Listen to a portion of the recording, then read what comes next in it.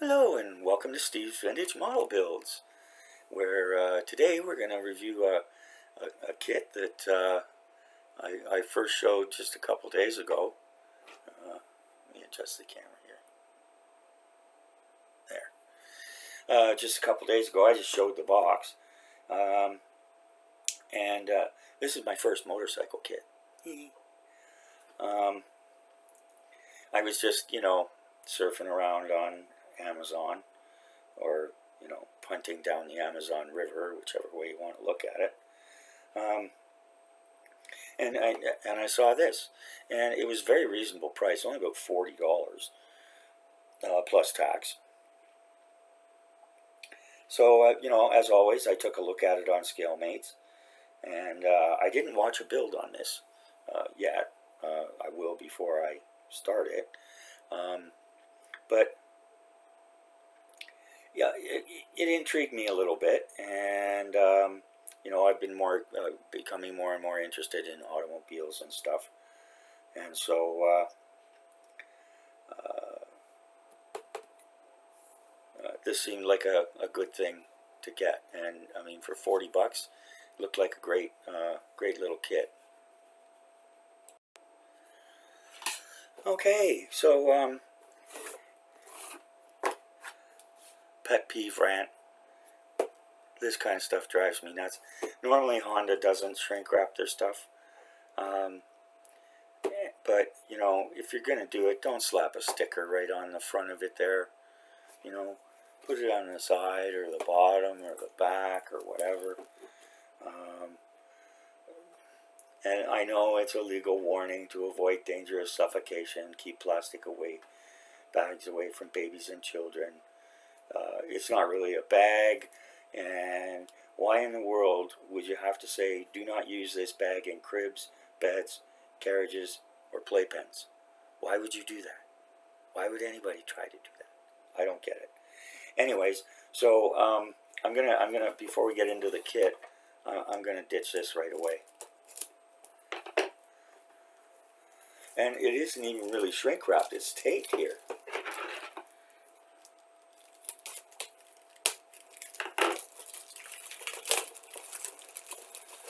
So for me, that's even less of an excuse.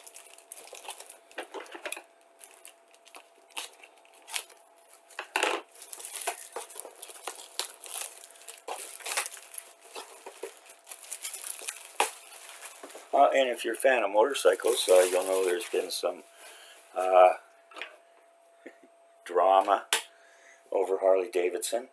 They have a new chairman, CEO. He's a German guy. He's a globalist. He compared his business philosophy to the Taliban. And anyway, so yeah, they went all wokey and stuff, or they tried to. And just like all the others, they're now experiencing a major revolt, and he's pretty much gone into hiding. There's no comments from the board. Nobody will say anything. The only statement they put out is that they, as of April of this year, they ditched all their DEI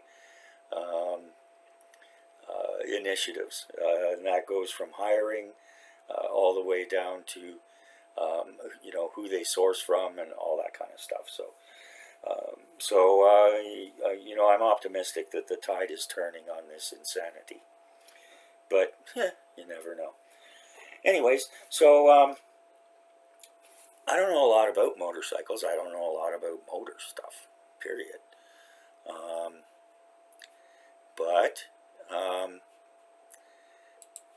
So instead of that, we're going to talk about Honda, okay? And Honda, the Honda Motor Company, which was originally founded as the Institute of Japanese Automotive Technology, and by a gentleman named Ichiro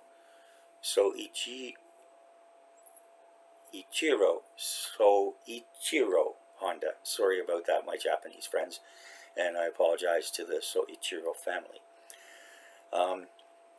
He was a self-taught engineer, and he was born in 1906 in Hamamatsu, Shizuoka, Japan.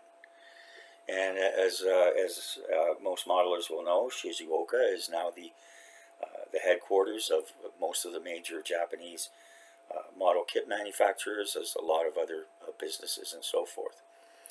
So he fell in love with, his father was a blacksmith. His mother was a seamstress, or a weaver, I should say. And he had no interest in school, just absolutely no interest. And the way schools worked back then was that report cards were handed to the children, and they had to take them home and be stamped with the family seal. You know, in North America, I don't know if they do it still, probably not, because they're not really interested in educating people. But anyways, it used to be, you know, you take your report home and you had to bring it back signed by the parents, so, you know, showing that they saw it. So anyways, but instead in Japan at the time, they used a family seal. And since he wasn't interested in school at all, what he did was he created a handmade stamp, forgery of his family seal, out of a used rubber bicycle pedal. Yeah. And he got away with it. But his fraud was discovered when he started to make forged stamps for other children. And he was unaware a stamp was supposed to be mirror image. And it wasn't a problem for the way his family name was written, because it was written the same way, vertically or horizontally. But for many other family names, that wasn't the case. So when the funny-looking seals started showing up, they started asking questions. Excuse me. Couldn't find anything on what happened as a result of that. Of course, it would have been very embarrassing for the family. But in any case, he, as a toddler, he saw his first car in his little village. So that would have been, you know, around 1910, 1912, something like that. And he often said he could never forget the smell of oil that it gave off. And he said that to him it smelled like perfume. And so at the age of 15, without any formal education, he left home and headed to Tokyo to look for work. He managed to obtain an apprenticeship at a garage in 1922. After some hesitation over his employment, he stayed there for 6 years. He worked as a car mechanic, and then returned home to start his own auto repair business in 1928 at the age of 22. He raced a turbocharged Ford in the first Japan automobile race at Tamagawa Speedway in 1936. He crashed and seriously injured his left eye. His brother was also injured, and after that he quit racing. So if you see pictures of Mr. Honda, you'll be able to see, you know, he has a damaged left eye. But that had nothing to do with the war or anything. So, and then in 1937 he founded Tokai Seikei to produce piston rings for Toyota. And Toyota, even back then, or Toyota with a D as it was written back then, was the big dog.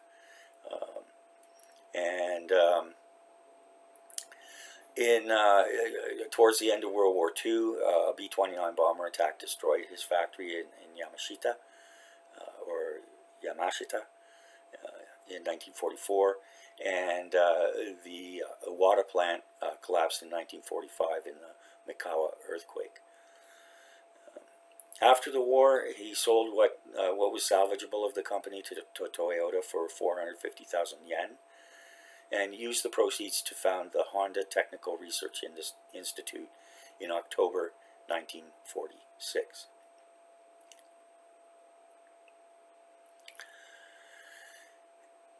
And he made his first motorized bicycle.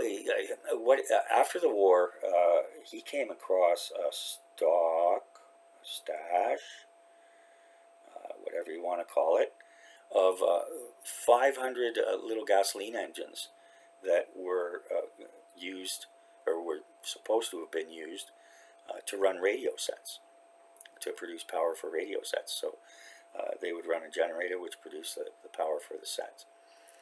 And so he took those 500, and in 1948 he started producing a complete motorized bicycle, which he called the Type A, and was sold until 1951.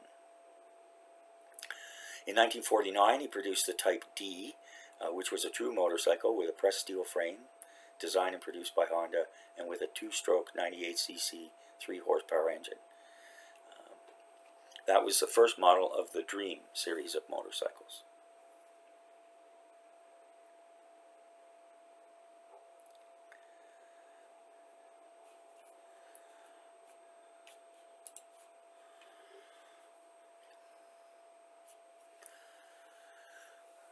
Honda has been the world's largest motorcycle manufacturer since 1959 and reached a production of 400 million units by December 2019.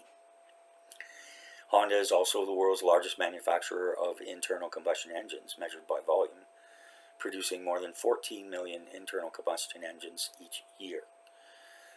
Honda became the second largest Japanese automaker in 2001, behind Toyota, and in 2015 Honda was the 8th largest automobile manufacturer in the world. So nothing to sneeze at there, and nothing to be ashamed of whatsoever. Honda continued its innovation and was the first Japanese automobile manufacturer to release a dedicated luxury brand, Acura. That was in 1986. In addition, Honda also manufactures garden equipment, lawnmowers, etc., marine engines, nice marine engines, personal watercraft, power generators, and other products. And they also, in 1986, became involved with artificial intelligence and robotics research, and released their Asimo robot in the year 2000. They have also ventured into aerospace with the establishment of GE Honda Aero engines in 2004, and the Honda HA420 Honda Jet, which began production in 2012.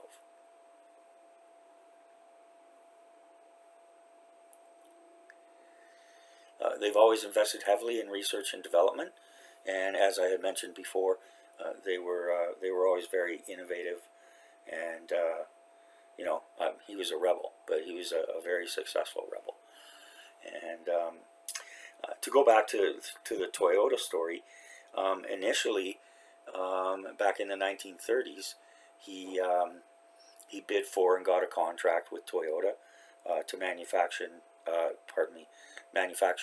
piston rings for them. But at that point in time, he had no idea about quality control or anything like that. So they ended up losing the contract because,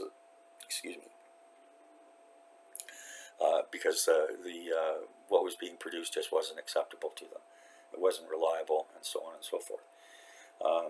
But instead of giving up, he went back and also he learned from Toyota. He learned a lot from Toyota, especially in terms of quality control and so forth. So after making those adjustments, he bid for and got the contract again, and was highly successful with that. And but actually, when he first started out, he had, I think it was like a dozen employees, and they were in a 170 square foot shack doing the work. But after he won the contract with Toyota, he introduced automation, and so as a result, even the even unskilled workers. They didn't have to be precision tool and die makers and so on and so forth. But they could, the machinery did it. They could run the machinery, and so that's the story.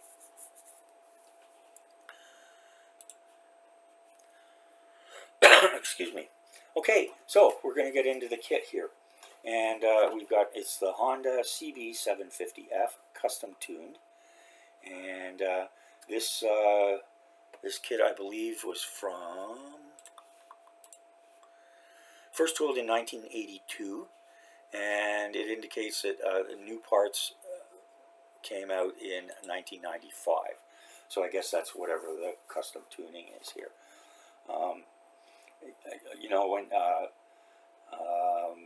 When I was a kid in suburban Toronto, almost every motorbike you saw was a Honda. There were a few Triumphs, but most of the people, those who had motorbikes, they were Hondas. And the 750 was it was a 750. I mean, that's a fair sized bike. I mean, but, and it's been a very successful engine size and design for them. So this is a 112 scale. Tamiya catalog number 14066, and this came from as I said, from Amazon, and of course, it wouldn't be right if it arrived in a perfect condition. The box got squished. So anyway, so we got a couple pictures here, different ways you can, different things you can highlight, and so on and so forth. And here they've done it again. They put a sticker on here, which sucks. Anyways, they got to do what they got to do. And this isn't the usual Tamiya tape.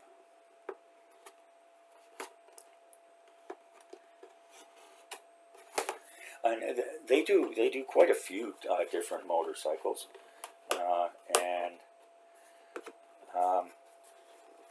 people may get tired of hearing me talk about Peter Oxley, but he did one, and I will put up an end screen on it. It's an absolute masterpiece, and the meticulous work that went into it.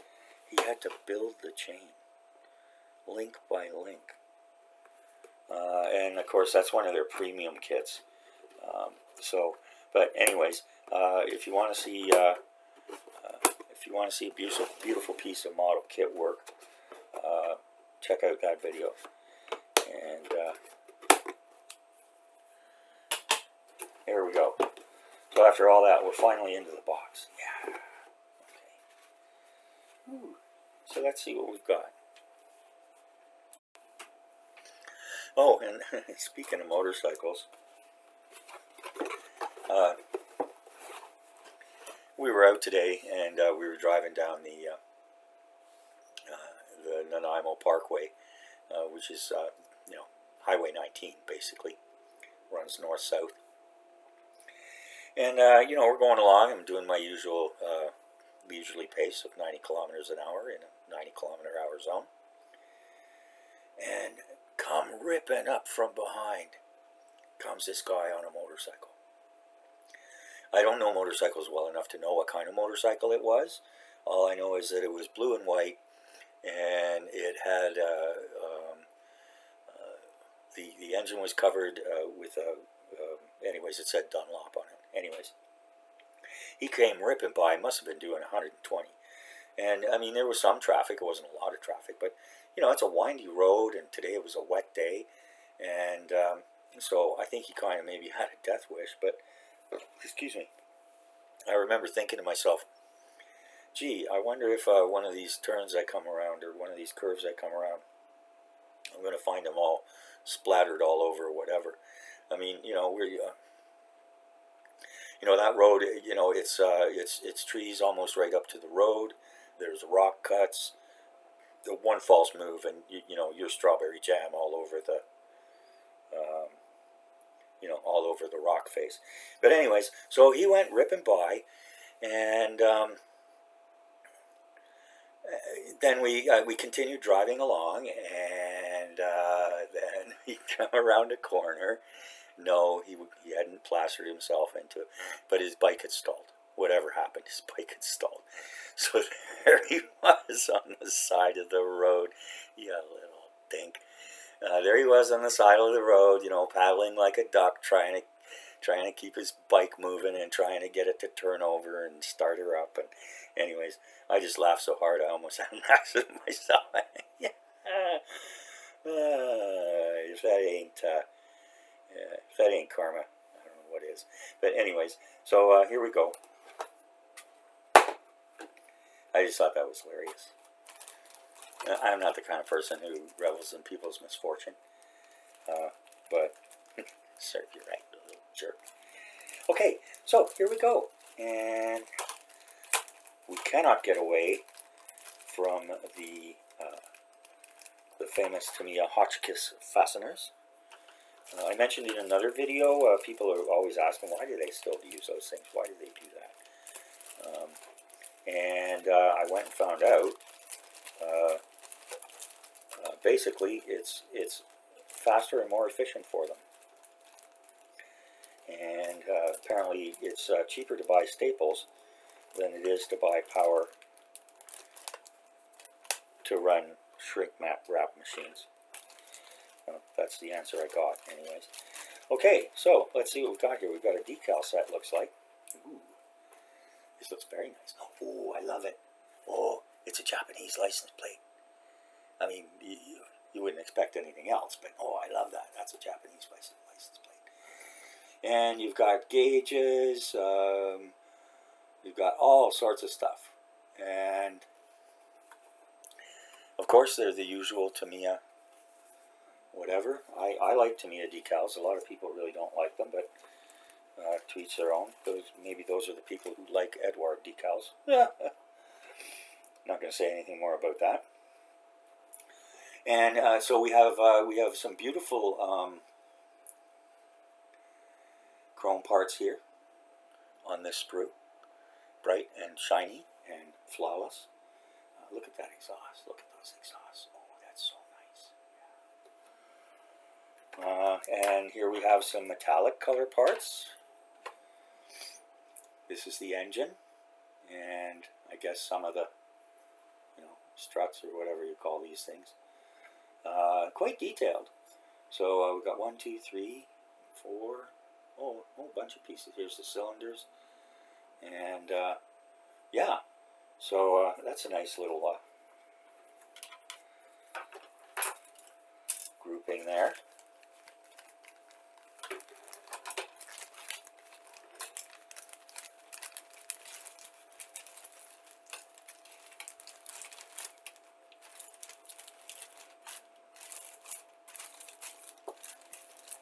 Oh, and thanks again to those who've watched my my cooking videos.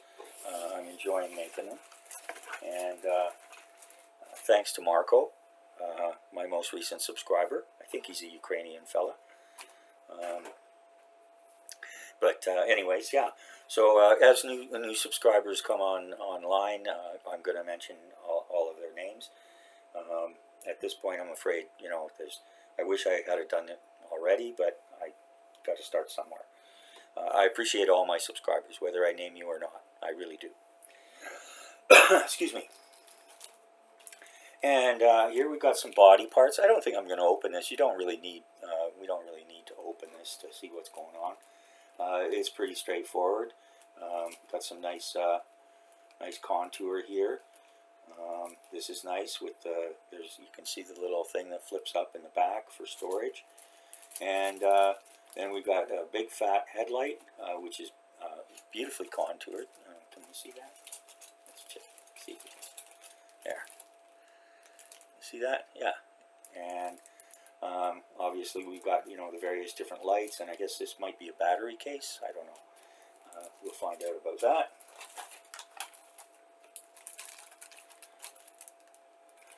Here we've got a couple of chrome pieces, chrome stickers. I guess we'll find out what those are for when we go through the instructions.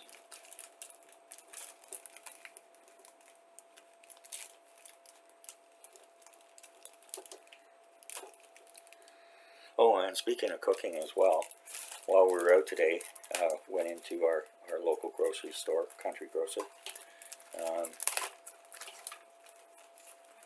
and they had whole briskets, whole beef briskets.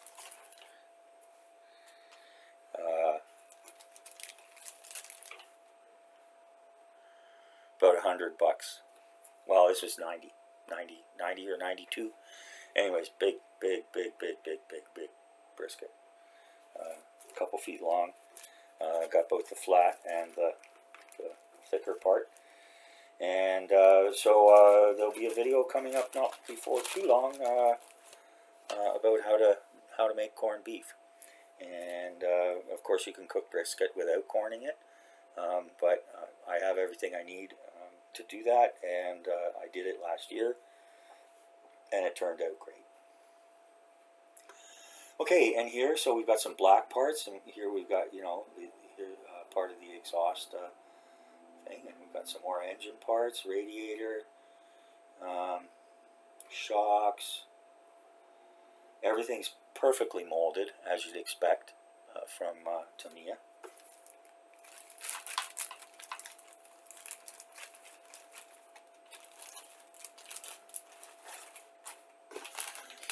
And we have two big tires. We've got some springs here, black colored springs. We've got some metal pins, and we also have some vinyl tubing, which I expect will be for the engine. This is shrink wrapped, I guess probably because of the vinyl.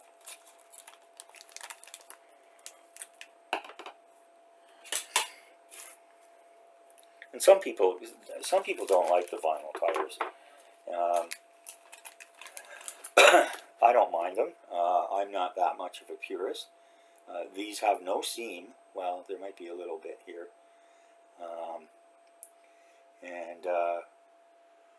But they look very nice. And one thing I learned, in order to take off the seam, just take very, very fine sandpaper. What's this? I don't know. This is 1000.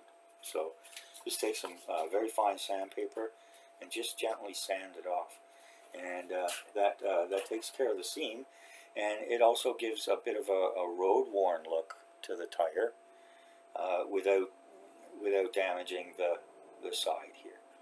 So I've used the Tamiya tire black for plastic, and it works great. But it's nice to have nice shiny new tire looking tires, which I'm sure you can achieve, but it's better to have the vinyl tires, I think. That's just my opinion. And and I suppose if you want to paint and seal your vinyl tires, you can do that. Alright, now, unlike Peter Oxley's model, you just get a piece that has the chain, which I'm grateful for. I had no interest in putting something like that together. And again, so we got the frame here.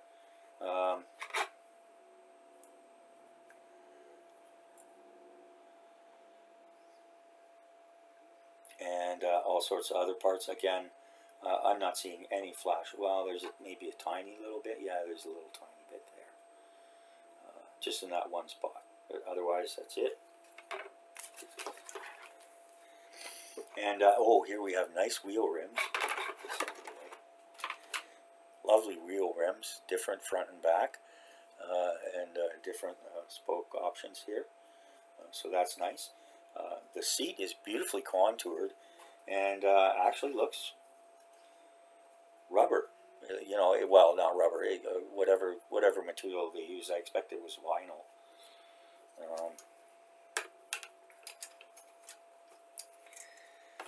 But there you go, very nice.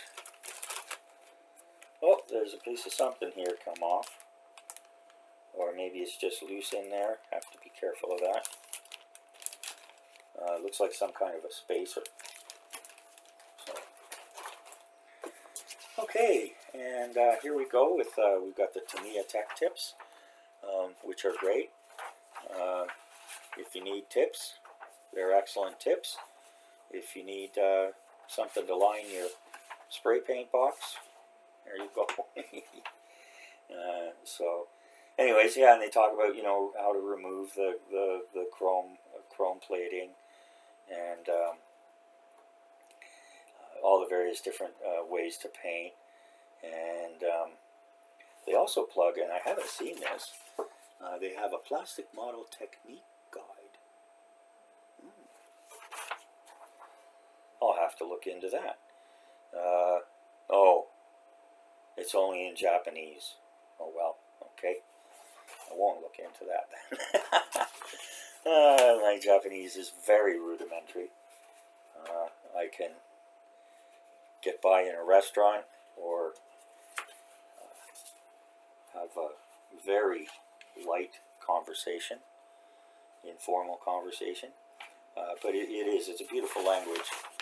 And in spite of what went on in World War II, they are wonderful people. They really turned themselves around. And anyways, I'm not going to get into anything more about that. Excuse me.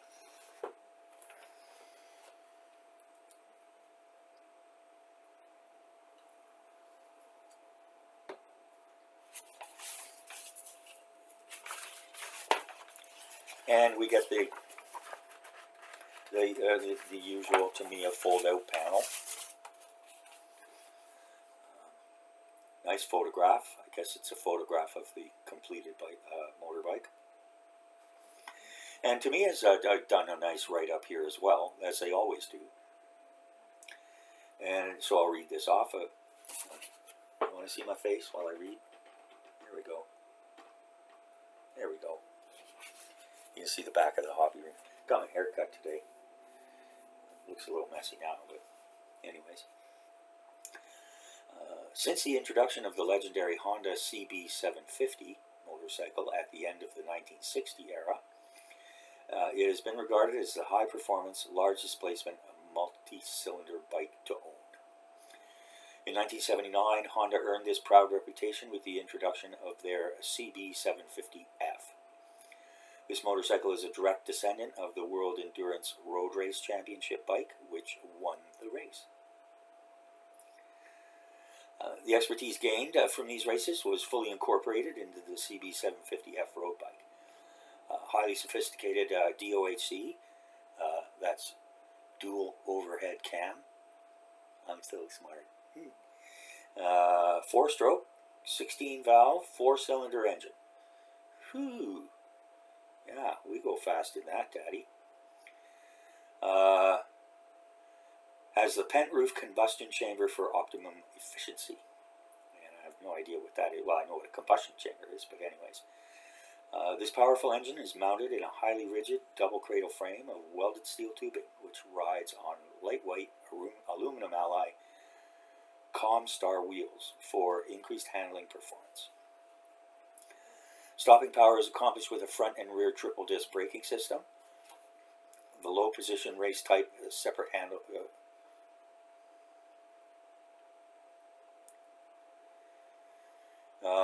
Well, I'm going to read it as it is. The low position race type separate handlebars, combined with the smooth flowing lines of the fuel tank and rear cowling, gives the rider a Spartan type European riding style.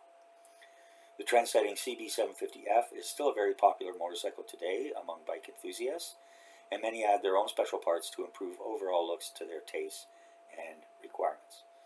4-in-1 exhaust systems, oil cooler, superbike type one-piece handlebars, and machined stem head race type dry clutch systems, and high-performance rear shocks are a few of the custom items that further enhance the look and performance of the Honda CB750F. And like I said, I don't know that much, but that sounds like it's pretty much top tier stuff. Okay, now enough of my face. Here we go back again.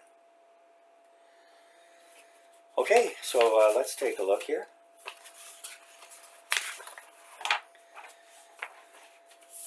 As always, with Tamiya, we get you know, these handy hints and tips, tools you're going to need, paints that are going to be used, and then we start off with the engine assembly. This is where you use the vinyl tubing, and yeah, it doesn't look simple, but it doesn't look too complex either. This is more my speed. I had a terrible time with the P34 Tyrrell 6-wheeler engine.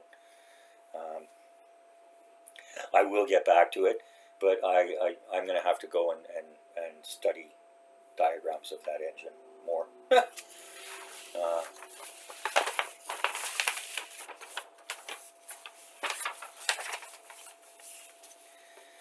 Okay, and then we continue step 2 with the engine assembly.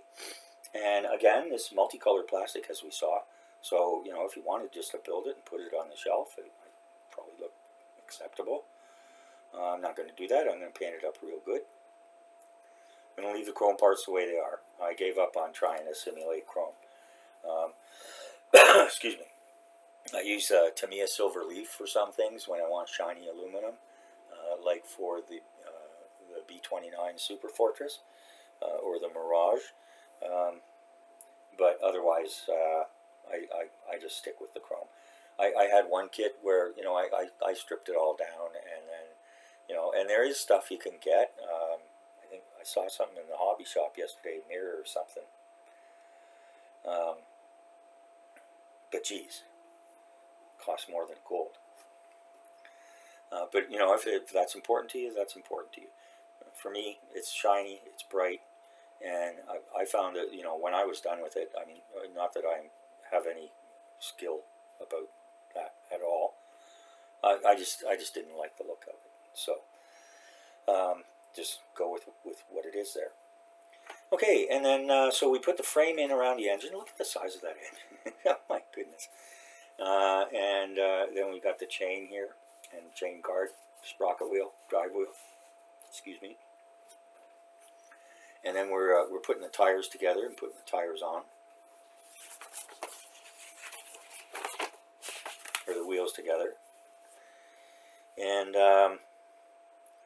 so yeah, this is going to be nice. We've got those black springs, and they're going to go over the chrome shock absorbers, which is going to produce a very nice effect.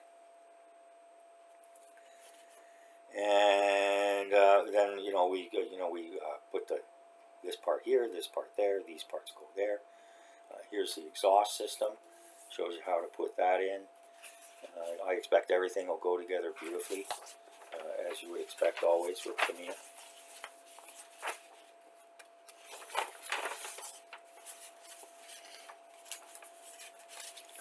And then we move on, the tubing that goes up to the gauges, putting the instrument panel together. There, I think, clear parts and decals for that. And then we got the rear of the bike and how that goes in. Handlebars, these are in 2 pieces. And it shows you how to fit in, how that slides in there.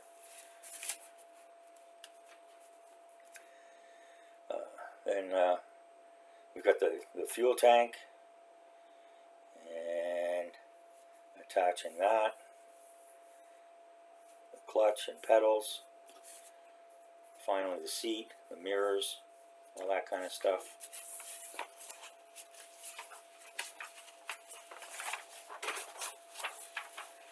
And then last,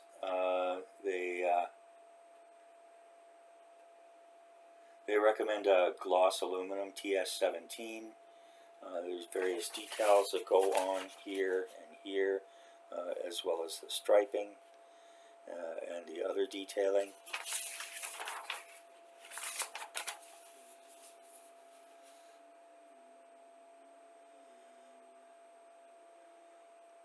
And they have a note here on painting.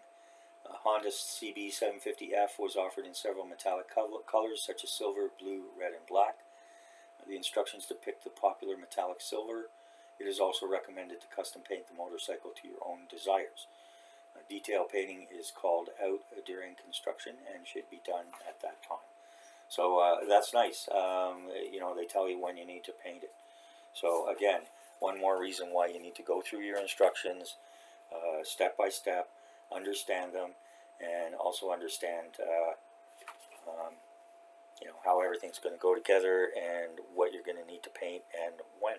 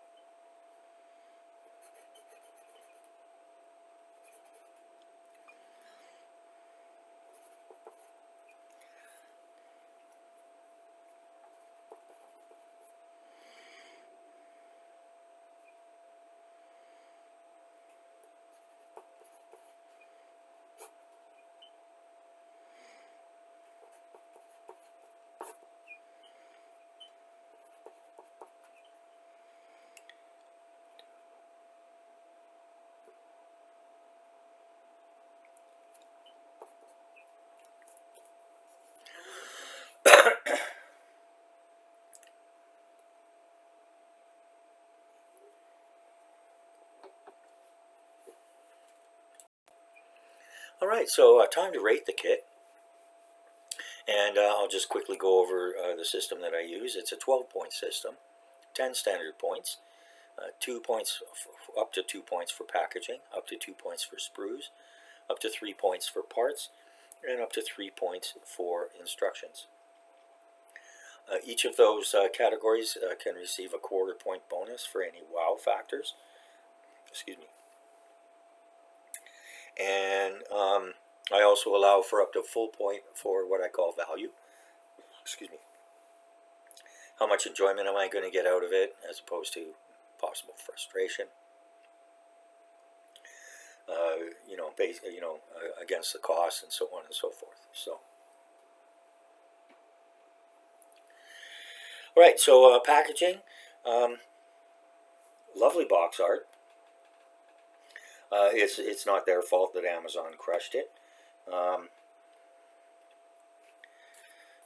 So I'm going to give that, you know, the full 2 points. Not crazy about the, you know, the thing they stuck on it, but that was aftermarket. Nothing to do with Tamiya. So that gets a full 2 points. And you know, you get a couple of different paint schemes on the box, so that's nice. And for the sprues, everything was complete. There was, you know, negligible flash. There didn't look to be any weird molding, bubbles, nubs, recesses, anything like that. So a full 2 points there. For the parts, full 3 points.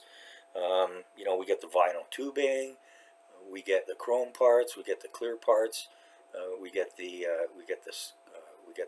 springs that go over the shocks. So that gets a quarter-point bonus for a total of 3.25. And the instructions, there was a nice write-up on the subject. We always like to see that. And the instructions were clear. They were laid out nicely, as you'd expect from Tamiya. So that's a full 3 points there.